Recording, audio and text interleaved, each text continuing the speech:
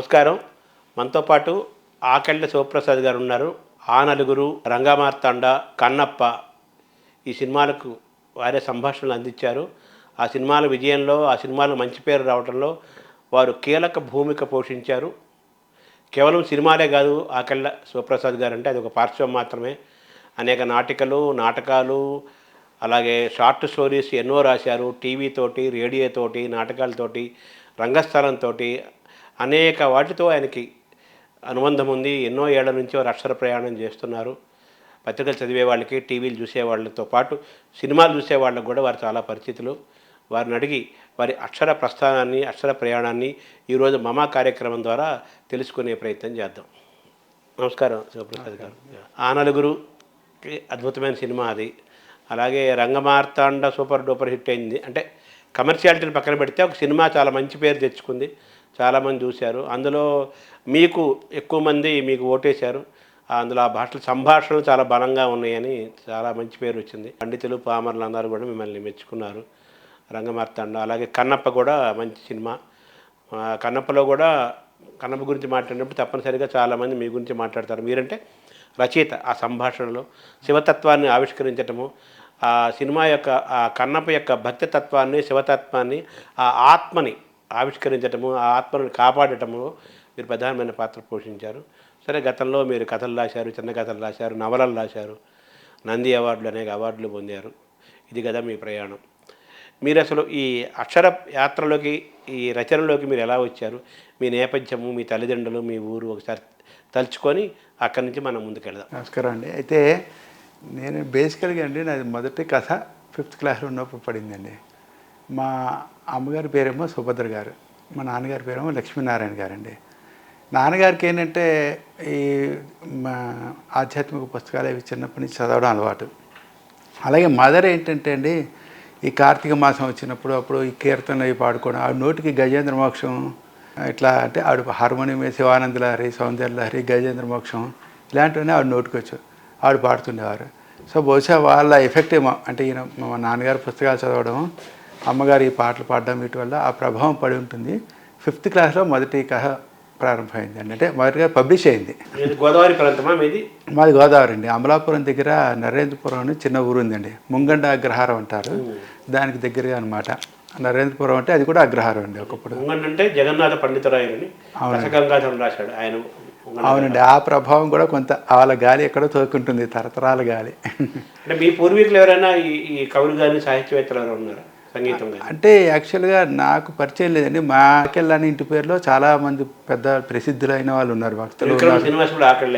అవునండి, అలాగే అంటే అంతకుముందు త్రివిక్రమ్ శ్రీనివాస్ గారు, ఇప్పుడు ఈ జనరేషన్ అనుకోండి. అంతకుముందు ఆకెళ్ళ వెంకట సూర్యనారాయణ గారని రచయితలుగా బోల్డ్ మంది ఉన్నారు. పెద్ద పెద్ద పొజిషన్లో ఉన్నవారు, జడ్జెస్ కింద ఉన్నవారు చాలామంది ఉన్నారు. మన సీతారాం శాస్త్రి గారి స్నేహితులు ఆయన కూడా ఉన్నారు కదా, ఆకెళ్ళ గారు ఉన్నారు. నాటకం రాశారు, ఆయన శ్రీనాథ్ రాశారు. అలాగే అంతకుముందు ఆకెళ్ళ సత్యనారాయణమూర్తి గారు అని పెద్ద బాల శిక్ష రాశారండి, ఆయన కూడా రేడియోలో చేసేవారు. అంటే మా ఇంటి పేరు గల వాళ్ళు చాలా ప్రసిద్ధులు ఉన్నారు కదండి. మా ఇంట్లో అంటే ప్రత్యేకంగా మా ఫ్యామిలీ లైనేజ్లో మాత్రం ప్రత్యేకంగా అంతకుముందు మా తాతగారు ఏవో భగవద్గీత మీద ఉపన్యాసాలు చెప్పేవారండి. మా నాన్నగారు, మా అమ్మగారు నాన్నగారు, ఈ తాతగారు అంటే వేద పండితులు అండి. తర్వాత మా మదర్కి ఏంటో ఆవిడ చిన్నప్పటి నుంచి హార్మోనియం పెట్టి మీద ఈ గజేంద్ర మోక్షాలు, రక్మిణీ కళ్యాణి ఇవన్నీ నేర్చుకున్నారు. కానీ ఆవిడ నేర్చుకున్న తర్వాత కూడా ఆవిడ కంటిన్యూస్గా పాడడం, అవి ఏదైనా సందర్భం వస్తే మంచి పాట పాడడం ఇలాంటివి అవన్నీ వింటూ పెరిగానండి. ప్రతి సమ్మర్కి మేమంటే నరేంద్రపురం గోదావరి జిల్లాకి వెళ్ళి తీరాలి. సిద్ధాంతం రాజమండ్రి, అమలాపురం కంపల్సరీ అండి. అలాగే నరేంద్రపురం అండి, నేను పుట్టిన ఊరు అదే. సో ఈ ఏరియాలు తిరగడం మూలాంచి గోదావరి గాలి గట్టిగా దొరికింది. అది కాక నేను ఆల్మోస్ట్ 7వ క్లాస్ వరకు అండి వైజాగ్లో 2 ఏళ్ళు, రాజమండ్రిలో మిగిలిన 4 ఏళ్ళు. అంటే 6వ క్లాస్ అయ్యి 7వ క్లాస్ మధ్య వరకు నేను రాజమండ్రిలోనే చదివానండి. తర్వాత ఇంక ఇక్కడ ట్రాన్స్ఫర్ అయ్యి టైపు వచ్చేసాం, ఇక్కడ కంటిన్యూ చేశాను. నాన్నగారు ఏం చేస్తారు? మాకు ఏం చేసేవారు? మా నాన్నగారు స్టేట్ గవర్నమెంట్లో సూపరింటెండెంట్ చేసి రిటైర్ అయ్యారండి. కాకపోతే ఆయనకి ఏంటంటే ఈ రామకృష్ణ మఠానికి వెళ్ళడం కానీ, ఆధ్యాత్మిక యాత్రలకు వెళ్ళడం కానీ, ఎవరైనా స్వామీజీ వచ్చారంటే వాళ్ళ దర్శనానికి వెళ్ళడం కానీ, వెళ్తున్నప్పుడు మమ్మల్ని తీసుకెళ్ళడం కానీ, ఇవన్నీ ఒక అంటే వాళ్ళు బహుశా వాళ్ళు ఇచ్చిన భిక్ష అయింది ఇదంతా. అంటే మీరు 5వ తరగతిలో రాశారా? అంటే 5వ తరగతిలో రాసింది మొదట పబ్లిష్ అయిందండి. అంటే అప్పుడు మనకి కథ రాయడం అనే పద్ధతి ఏం లేదు. అప్పుడు పత్రికలు చదివేవాడినండి. పత్రికలు అంటే అప్పుడు ఇదేనండి, కంపల్సరీగా అంటే మా ఇంటికి ఆంధ్రపత్రిక వచ్చేదండి, ఆంధ్రప్రభ వచ్చేదండి. ఇవి రెండు కాకుండా ఏంటంటే ఆంధ్రప్రభ వీక్లీ వచ్చేదండి. ఇవి పెద్ద వాటిని అంత శ్రద్ధగా చదివినా చదవకపోయినా చందమామ, బాలమిత్ర, బొమ్మరిల్లు ఇవి కంపల్సరీగా చదివాడినండి. అప్పుడు ఏదో చిన్నపిల్లల కథ రాద్దాం అనిపించి ఒక సింగిల్ రూల్లో పేజీలో రాసి పంపిస్తే మిలియన్ జోక్స్ అని వచ్చేదండి. చిన్నపిల్లలు ఒక పేజీ 2 పేజీల కథలు వచ్చేవి. అందులో పెడితే ఫస్ట్ పబ్లిష్ అయిపోయిందండి. అది ఎలా పబ్లిష్ అయిందో నాకు తెలియదు. అది పంపించడం కూడా ఇలా మెడ్రాస్లో ఉండేది, నాకు గుర్తున్నది ఆ పత్రిక. అది పబ్లిష్ అయినట్టు నాకు ఎలా తెలిసిందంటే నాకు వాళ్ళు కాంప్లిమెంటరీ కాపీ పంపించారు. మా ఇంటికి కాంప్లిమెంటరీ కాపీలో వస్తే మనం అడ్రస్ రాస్తాం కదా, ఇప్పుడు చిక్కడపల్లిలో ఉండేవాళ్ళం. అరే ఆశ్చర్యపోయాం, ఏంటి మనకి తమాషాగా ఏదో వచ్చింది అనుకున్నా. సో అలాగా మీరు కథ ఎందుకు ఎంచుకున్నారు అసలు?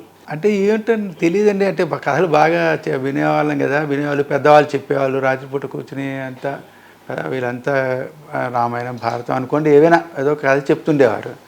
అది కాక మాకు ఊర్లో ఏంటంటే సమ్మర్లో వెళ్తే మాకు కాలక్షేపం అయ్యి సాయంత్రం ఒక టూరింగ్ టాకీస్ ఉండేది సిద్ధాంతంలో. ఆ హాల్కి వెళ్ళేటప్పుడు వచ్చేటప్పుడు కూడా ఆ కథలు వింటూ, లేకపోతే పెద్దవాళ్ళు ఏవో కథలు చెప్తుండేవారు అనుకోండి, ఏదో అభిమన్యుడు అనే మాట అన్నాం అనుకోండి, అది కాకుండా పెద్దవాళ్ళు ఎవరు చెప్తారు కదా దాని గురించి 2 మాటలు చెప్పడం, అలాగా అంటే కథ మీద అనేది ఆ వినడం గురించి రాయడం మీద ఆసక్తి కలిగి ఉంటుందండి నాకు. సో తర్వాత దాంతో మొదలైన మీ కథా రచన అలా ఎలా రూపాంతరం చెందింది, అలా ఎలా పెరుగుతూ వచ్చింది? తర్వాత నాటికలు రాశారు, చిన్న కథలు రాశారు, నవలలు 3 నవలలు రాశారు, రేడియో నాటకాలు రాశారు, చాలా రాశారు కదా. మీ ఆ ప్రస్థానం అలా ఎలా పెరుగుతూ వచ్చింది? దానికైనా ప్రేరణ ఉందా, ప్రభావం ఉందా, ఎవరు ఇన్స్పైర్ చేశారు? బ్రహ్మాండం అండి. అంటే చాలా అండి. అంటే 5th క్లాస్లో మొదటి కథ పడ్డప్పుడు తర్వాత ఏమైంది అంటే నేను ఇక్కడ క్రమంగా మేము హైదరాబాద్ షిఫ్ట్ అయ్యాక ఆంధ్ర బాలానంద సంఘం అని ఉండేదండి. అప్పుడు రేడియో అన్నయ్య గారు, రేడియో అక్కయ్య గారు ఉండేవారండి. వాళ్ళేంటంటే ప్రతి శనివారం నాడు బాలానందం అని కార్యక్రమం చేసేవారండి. అంటే 7th క్లాస్ ఉన్న వరకు, ఏజ్ ఉన్న పిల్లల వరకు అదే అనమాట. తర్వాత 10th వరకు ఉన్న వాళ్ళకేమో బాల వినోదాన్ని చేసేవారండి. వీళ్ళేంటంటే ప్రతి వారం ఏదో ఒక 2 లైన్లు కవితో ఏదో ఒకటి రాసుకెళ్ళేవాళ్ళం. అది తోచలేదనుకోండి, ఉత్తగా వెళ్ళిపోతే పాపం వీడు ప్రతి వారం వస్తున్నారని చెప్పి ఒక చిన్న లెటర్ ఇచ్చి చదివించేవారు. పలానా భువనగిరి నుంచి ఎవరో సుబ్బారావు అనే అతను పలానా కవిత బాగుంది, ఒక లైన్ అయినా మన మాటకి అవకాశం ఇచ్చేవారండి.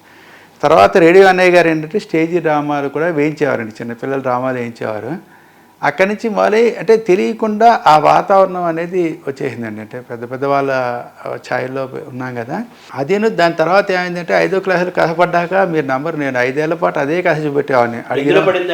మిలియన్ జోక్స్ అండి, మిలియన్ జోక్స్ అనే పత్రికలో పడింది. ఇక తర్వాత అది ఒక 5 ఏళ్ల పాటు అండి ప్రతి వాళ్ళకి చూపెట్టేవాడిని. ఇప్పటికే ఆ పుస్తకం మా ఇంట్లో బాగా వెలిగిపోయి ఉంటుంది, కొన్ని 100 మందికి చూపెట్టుంటగా బలవంతాన. తర్వాత జ్యోతి వీక్లీ వచ్చేదండి, జ్యోతి మంత్లీ వచ్చేది, ఒక లావు బుక్ వచ్చేది. దీపావళి ప్రత్యేక సంచికలో 10th క్లాస్లో ఉన్నప్పుడు ఒక కథ రాసి పంపించానండి. 5 ఏళ్లలో ఏం రాయలే కానీ బాలానందం, బాల వినోదానికి వెళ్ళేవాడిని. అప్పుడు నేను ఒక కథ రాస్తే ఆ కథ పబ్లిష్ అయిందండి. కథ పేరు రిబేట్ అండి. అప్పుడు రిబేట్ అని అస్తమానం ప్రతిదానికి ఇప్పుడు కూడా డిస్కౌంట్ అని ఇస్తుంటారు, కానీ దాంట్లో ఉన్నది ఏదో చిన్న, ఇదేదో కమర్షియల్ పాయింట్లా ఉందని రాశానండి. అది కూడా ఏదో రిబేట్లో చిన్న మోసం ఉంటుంది అన్నట్టుగా అనిపించి రాశాను. అది అనుకోకుండా దీపావళి ప్రత్యేక సంచికలో పడిందని. పడ్డాక అది అంత లాభకు వచ్చేదండి. ఆ పుస్తకం తీసుకెళ్ళడానికి వెళ్ళినప్పుడు తలావూరు జిల్లా శివాజీ గారు పరిచయం అయ్యారు. అప్పుడు ఆయన జ్యోతిలో చేసేవారు. అది బాగున్నప్పుడు అక్కడి నుంచి తర్వాత ఏమైందంటే ఇంక ఇంటర్మీడియట్కి వచ్చినప్పుడు కొంచెం ఫ్రీగానే ఉండేది కదండి. కాలేజీ అంటే మార్నింగ్ హాఫ్ డే ఉండేదండి.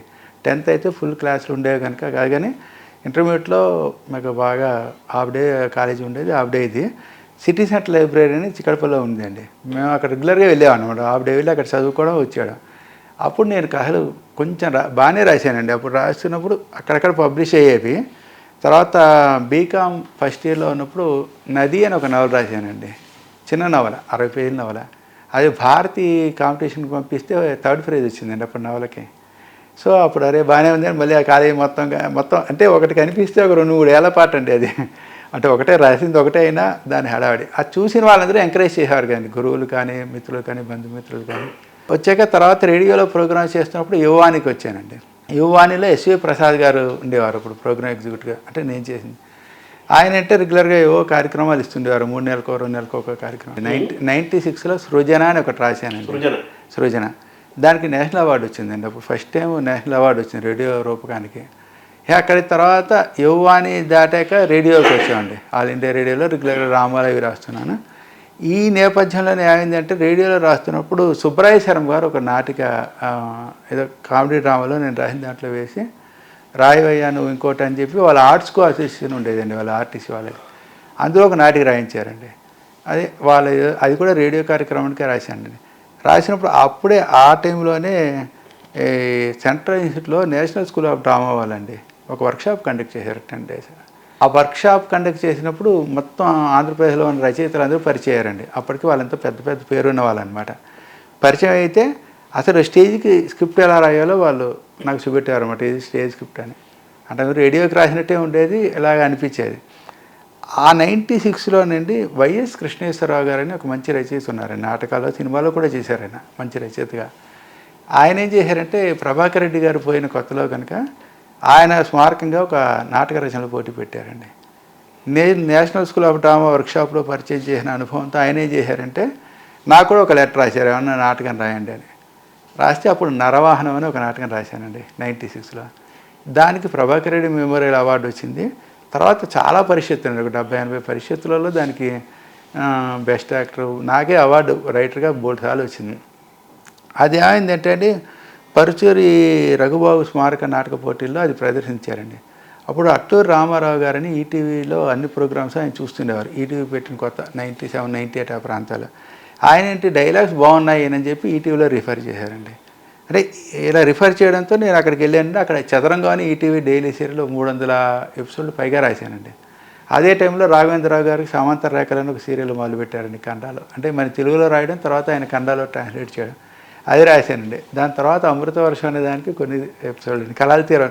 అంటే తెలియకుండా అంటే ఒక రేడియో నాటిక సుబ్బరాయ శర్మ గారు చూడడం, సుబ్బరాయ శర్మ గారి ద్వారా ఒక స్టేజీ డ్రామా రాయడం, ఆయన వల్ల ఏంటంటే మళ్ళీ నాకు ఈటీవీలో పరిచయాలు అవ్వడం. అంటే కనెక్టింగ్ డాట్స్ అంటారు చూడండి, మన గురించి అలా కనెక్ట్ చేసుకుంటూ వెళ్ళిపోయి అక్కడ నాకు పరిచయం అయింది మదన్ అండి. మదన్ మేము కూర్చొని ఆ నలుగురు సినిమాకి, నేను మదన్ ఇంకో శశి అని ఉన్నారండి, మేము ముగ్గురం కలిసి ఆ నలుగురు సినిమాకి చేశామండి. అంటే మనకి కొన్ని సందర్భాల్లో కొంతమంది పెద్దవాళ్ళు పరిచయం అవడంతో ఆ పరిచయాలు అనేవి ఏంటంటే వాళ్ళు కూడా సహృదయంతో మనం ఎంకరేజ్ చేయడంతో వచ్చిన అవకాశాలండి ఇవన్నీ. నవలలు కూడా రాశారు కదా, మీకు నంది అవార్డు కూడా వచ్చాయి కదా? నవలు 2 సార్లు నాటికలకి నంది అవార్డు వచ్చిందండి. ఒకటేమో 2003లో సూది దారం అనే నాటిక అండి. తర్వాత 2016లో బైపాస్ అనే నాటిక వచ్చిందండి. అయితే నవలలేమో 5 నవలు రాశానండి. మొదట ఇందాక మీకు చెప్పిన నది అనే నవలండి భారతిలో వచ్చింది. తర్వాత నిర్మాష్యం అని ఆంధ్ర భూమిలో వచ్చిందండి. తర్వాత ఆనందమాయ అని పంచకళ్యాణి అని ఆంధ్రప్రభలో ఒక 5 వారాలు సీరియల్ వేసారండి, అది వచ్చిందండి. తర్వాత రీసెంట్గా 2023లోనండి జాగృతి వాళ్ళ నవలలు పోటీ పెట్టారండి. 22లోనండి జాగృతి వాళ్ళ నవలల పోటీలో అంబారీ అని ఒక నవల రాశానండి, దానికి 2nd ప్రైజ్ వచ్చిందండి. తర్వాత మధ్యలో ఇంకో ఆఖరి అక్షరం అని ఆంధ్రభూమి మంత్లీలో రాశానండి. దాదాపుగా 5 నవలు రాశానండి ఇప్పటివరకు. కృష్ణవంశీ లాంటి వాళ్ళు ఆయన చాలా స్ట్రిక్ట్గా ఉంటారు కదా సెలక్షన్లో. ఆయన దృష్టి ఎలా పడ్డారు రంగమార్తాండలోకి మీరు రావడానికి కారణం ఆ నలుగురు ఏనా, కారణం ఇంకేమైనా ఉందా? కాదండి, ఆ నలుగురు యాక్చువల్గా ఆ నలుగురు అనేది 2001, 2002లో డిస్కషన్ అయిందండి. అది కొన్ని కారణాల చేత ఎందుకు ఆగిపోయిందండి. ఒరిజినల్గా అనుకున్న నిర్మాత దాన్ని చేయకపోవడం, తర్వాత వేరే కారణాల చేత లేట్ అయిందండి. కాకపోతే నేను బైపాస్ అనే నాటిక రాశానండి. బైపాస్ అనే నాటిక ఏంటంటే కువైట్ తెలుగు కళాసమితి వాళ్ళ నాటక రచన పోటీలో నాకు 1st ప్రైజ్ వచ్చిందండి. అది వస్తే గోపరాజు విజయ్ గారు అని ఉన్నారండి, మంచి ఆర్టిస్టు. మీకు బాగా అంటే గోపరాజు రమణ గారని వినుంటారు, ఆ టాప్ మోస్ట్ ఆర్టిస్ట్.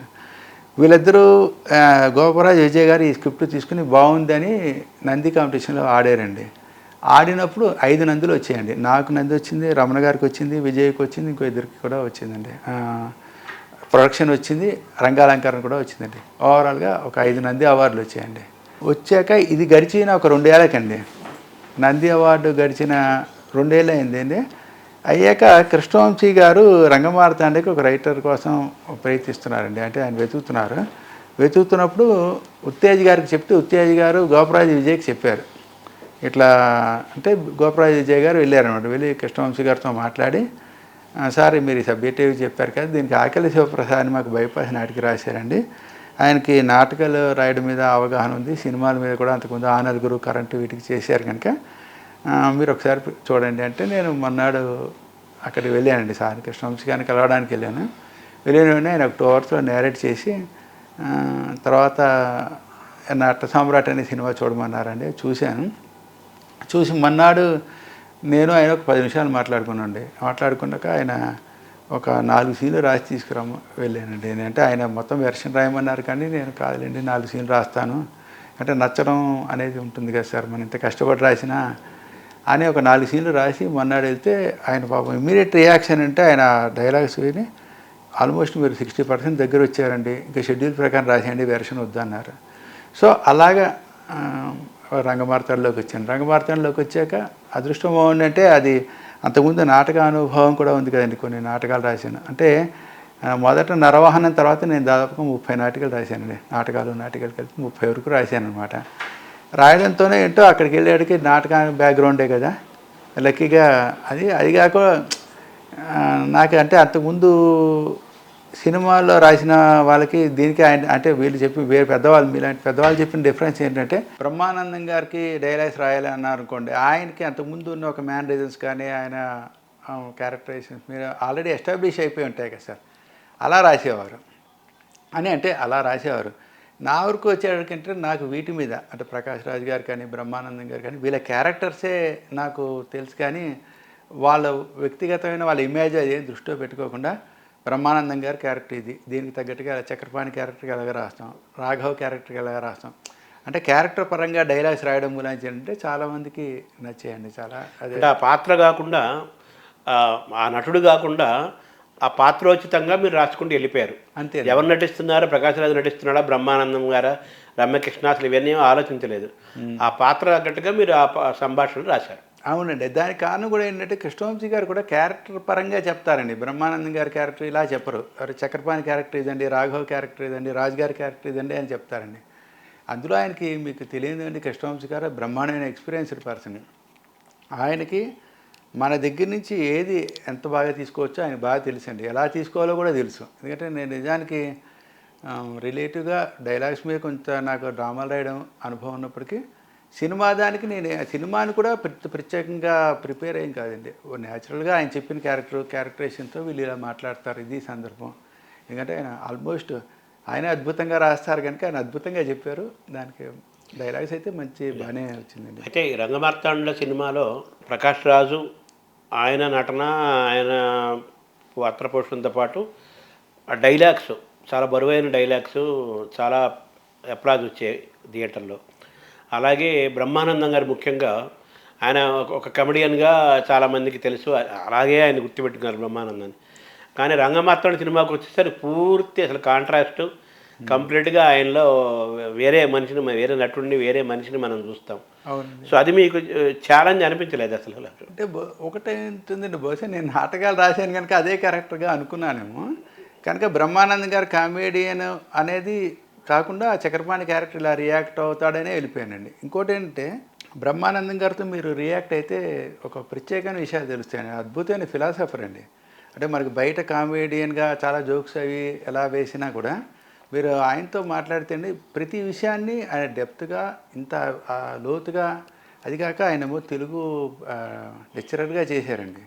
తెలుగు సాహిత్యం మీద విపరీతమైన పట్టు ఉంది. తెలుగు పద్యం బాగా చదవగలుగుతారు, బాగా చెప్పగలుగుతారు, అద్భుతంగా అర్థాలు చెప్పగలుగుతారు.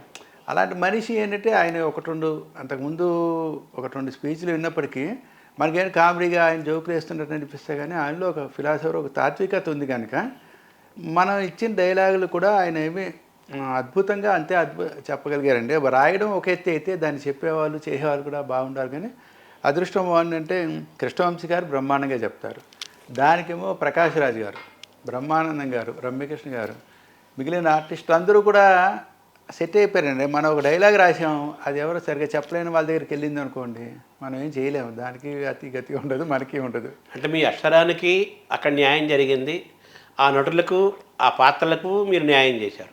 అంతేనండి. అంతే కదా, న్యాయం జరిగింది ఓవరాల్గా. అవునండి. అయితే ప్రకాష్ రాజు పాత్రలో చాలా గంభీరమైన డైలాగులు ఉంటాయి, అలాగే బ్రహ్మానందం గారి దగ్గర కూడా చాలా గంభీరమైన డైలాగులు ఉంటాయి. మనం ఎవరు అద్భుతమైన నటన పోషించారు, ఎవరు ఎలా చేశారని అంటే మనం ఒక రకంగా చెప్పాలంటే జడ్జిమెంట్ షీట్లో కూర్చొని కొంచెం మార్కులు వేయాలంటే కొంచెం ఇబ్బందికరమైన వాతావరణం ఉంటుంది. బ్రహ్మానందం గారు వర్సెస్ ప్రకాష్ రాజు, నువ్వా నేను అన్నట్టుగానే ఉంది. అక్కడ వాళ్ళ నటన, వాళ్ళ తాలూకు అనుభవము తో పాటు మీ యొక్క సంభాషణలు అనేవి చాలా శక్తివంతంగా పనిచేశాయి. చాలామంది పండితులు, కవులు వాళ్ళు కూడా ఒకప్పుడు శంకరాభరణ సినిమాని ఎలా చూశారో అలాగా వాళ్ళు సినిమా థియేటర్లకు వెళ్ళని వాళ్ళు కూడా రంగమార్తాండ సినిమాకి వెళ్ళటం, అసలు ఆ పాత్ర పోషణలతో పాటు మీ గురించి కూడా ప్రత్యేకంగా మాట్లాడుకున్నారు కదా. సో ఆ రంగమార్తాండ సినిమా మీకు ఏమి ఇచ్చింది యాక్చువల్గా? అంటే ఎటువంటి కీర్తిని, తృప్తిని, ఆనందాన్ని ఇచ్చింది? అంటే కీర్తి అనేది మనం మెజర్మెంట్ చేయలేము సార్. ఇది ఇలా అని ఇంత క్వాంటం అని చెప్పలేను, కానీ ఒకటి మాత్రం చెప్తానండి, ఒక గొప్ప సాటిస్ఫాక్షన్ ఇచ్చిందండి. ఎందుకంటే మనకి ఇష్టమైన సబ్జెక్టు, నాటకాల మీద ఉన్న సబ్జెక్టు. రెండోది ఏంటంటే కృష్ణవంశీ గారు లాంటి డైరెక్టర్. అన్నిటికన్నా ముఖ్యంగా ఇంకోటి ఏంటంటే సార్, మనకు ఫిలాసఫికల్ డైలాగ్ రాసినా సరే దాంట్లో డెప్త్ ఉంది కనుక దాన్ని మనం ఇంకా బాగా చేయాలనే దర్శకుడు మనకు దొరకడానికి మనకు అదృష్టం కదా సార్. మీరు గమనించి ఉంటారు ఆ సినిమాలో, సరే చాలా చోట్ల డైలాగ్స్ బాగున్నాయి. ఇంటర్వ్యూల దగ్గర నేను మామూలుగా రాస్తున్నాను సార్, సీన్ రాసేసి అంటే ఇతను కుటుంబంలో కూతురు అంటే అదే కొడుకు దగ్గర ఇబ్బంది పడి కూతురు ఇంట్లోకి వెళ్ళిపోతుంటాడు. అప్పుడు నేను రాసిన డైలాగ్ అంటే చోటు మారితే ఆట మారుతుందా అన్నాను. తర్వాత ఏదో మహాభారతం, మానవ జీవితం ఏదో రాసేసాను. రాశాక జస్ట్ నేనంటే మేము ఆలోచిస్తున్నది ఏంటంటే అతను ఫ్లాష్ బ్యాక్ చెప్తున్నాడు అండి. ప్రకాష్ రాజు పాత్ర ఏదైతే ఉందో ఫ్లాష్ బ్యాక్ చెప్తున్నది కూడా ఒక కొత్తగా నటుడు అవ్వాలనుకున్న అతనికి చెప్తున్నాడు. సో నేను అలా రాస్తూ ఫ్లాష్ బ్యాక్ రాసి నేను అదే చోటు మారితే ఆట మారుతుందో ఏదో మానవ జీవితం ఇది చెప్పచ్చండి. అది చెప్పాక నేను ఎక్స్టెన్షన్ డైలాగ్లో ఏమని రాశానంటే ఆనందం 2 విషాదాల మధ్య విరామం అని రాశానండి. బికాజ్ ఇతనికి ఆల్రెడీ నెక్స్ట్ టైం కూడా అతనికి విషాదంలోకి వెళ్తున్నాడు కనుక ఆనందం 2 విషాదాల మధ్య విరామం అని రాస్తే నాకు అంటే మీరు అద్భుతమైన ఎక్స్పీరియన్స్ ఏంటంటే అండి, అది చదివాక కృష్ణవంశీ గారు అన్నారు, ఏమంటే ఇక్కడే అండి మన ఇంటర్వ్యూలో అన్నారు. నేను ఆశ్చర్యపోయా. ఎందుకంటే అంటే మనకి ఇప్పుడు ఓటీటీలో అది కనిపించకపోవచ్చు కానివ్వండి, ఒరిజినల్గా తెర మీద అయితే ఆనందం 2 విషాదాల మధ్య విరామం అని మధ్యలో వస్తుందండి. అట్లాగే అంటే చూడండి, అది నిజానికి చాలా ఒక హెవీ స్టేట్మెంట్. ఇంటర్వ్యూల తర్వాత మళ్ళీ వచ్చి ఆడియన్స్ కూర్చోడో తెలియగానే అంత హెవీ స్టేట్మెంట్. ఇది అయిపోయిందండి. ఇది అయిపోయాక సరే మధ్యలో డైలాగ్స్ అన్నీ పక్క పెట్టేస్తే చివరిలోకి వచ్చామండి. షూటింగ్ అవుతుంది, గాంధీ భవన్లో షూటింగ్ చేస్తున్నాం. లాస్ట్ క్లైమాక్స్ సీన్ చదువుదామని నేను కృష్ణవంశీ గారు వాళ్ళ ఇంటికి వెళ్ళామండి. వాళ్ళ ఇంటికి వెళ్ళి కూర్చున్నప్పుడు సీన్ అంతా బాగుందండి అనుకున్నాం. తక్కువ నాకు ఒక లైన్ వచ్చిందండి, సార్ ఇది ఒక లైన్ చెప్తానండి, ఇది ఎలా ఉందో చూడండి అన్న అని కాఫీ తాగేసేసి టక్కున ఆ లైన్ రాసి ఒక మాట రాశానండి. నటుడికైనా నటరాజుకైనా చివరికి మిగిలేది శ్మశాన వసంతమే అని రాశానండి. అది నిజంగా ఏ డైరెక్టర్ అయినా సరే, అంటే ఏ డైరెక్టర్ అనే ఎలా అని కాదు సార్, నాకు పరిచయం ఉన్న వాళ్ళు తక్కువ మంది, కానీ ఎవరైనా ఒక కమర్షియల్ సినిమాకి ఈ నటుడికైనా నటరాజుకైనా చివరికి మిగిలేది శ్మశాన వసంతం అనే మాటతో ఎండ్ అవుతుందండి. శ్మశాన వసంతమే అది. దాంతో ఎండ్ చేయడానికి అసలు ఏ డైరెక్టర్నా ఒప్పుకుంటారో ఒప్పుకోరో నాకు తెలియదండి. కానీ నేను రాశాను, బ్రహ్మాండంగా దాఖలు గారు అది ఉంచేస్తున్నాం అన్నారు ఆయన. అంటే మనం రాస్తాం సార్, ఎందుకంటే అవకాశం వచ్చింది కనుక మనం ప్రూవ్ చేసుకోవాలనుకోండి, లేకపోతే మనకి స్వతహాగా మనం చదువుకున్న పుస్తకాలు కానీ మనకు పెద్దల సాంగత్యం కానీ మనకు కొన్ని మంచి మాటలే వస్తే అవతల వాళ్ళు కూడా దాన్ని ఒప్పుకోవాలి కదా సార్. అది కమర్షియల్ మీడియాలో మీరు ఒక మంచి కవి సమ్మేళనంలోనో ఒక అవధానంలోనో ఒక స్టేట్మెంట్లు ఇచ్చారనుకోండి, డెఫినెట్గా అక్కడ ఉన్న ఆడియన్స్ కూడా అలాగే ఉంటారు కనుక అప్రిషియేట్ చేస్తారు. సినిమాకి వచ్చే ఆడియన్స్లో రకరకాల వాళ్ళు ఉంటారండి. ఏంటి వీడు సోది రాశాడు, లేకపోతే ఏంటి వీడు ఫిలాసఫీ రాశాడు, ఏంటి ఇంత హెవీ డైలాగ్ కావాలంటారు. కానీ మనం రాసిన మాటల్లో బాగున్నాయండి, దీన్ని ఇలాగే ఉంచేద్దామనే ధైర్యం దమ్ము ఆయనకు ఉంది కదా సార్. అంటే మనం రాయడం ఒకటేను, ఆయన కూడా చూసుకుని చేసాం అంతే. అంటే ఆయనకు అభిరుచి ఉంది, అంటే విలువ తెలిసినవాడు. అది కాకంటే బ్రహ్మాండమైన పుస్తకాలు చదువుతారండి. ఇవాళ కూడా బ్రహ్మాండమైన పుస్తకాలు చదువుతారు, బోల్డ్ సినిమాలు చూస్తారు. ప్రపంచ సాహిత్యం తెలుసు, ప్రపంచ సినిమాలు తెలుసండి ఆయనకి. అలాంటి మంచి దగ్గర ఇమ్మీడియట్గా మనకి వచ్చే ఒక మంచి సినిమా, అంటే మన జీవితంలో మంచి సినిమాకి అవకాశం అలాంటి వాళ్ళ దగ్గర రావడమే గొప్ప అదృష్టం కదండి.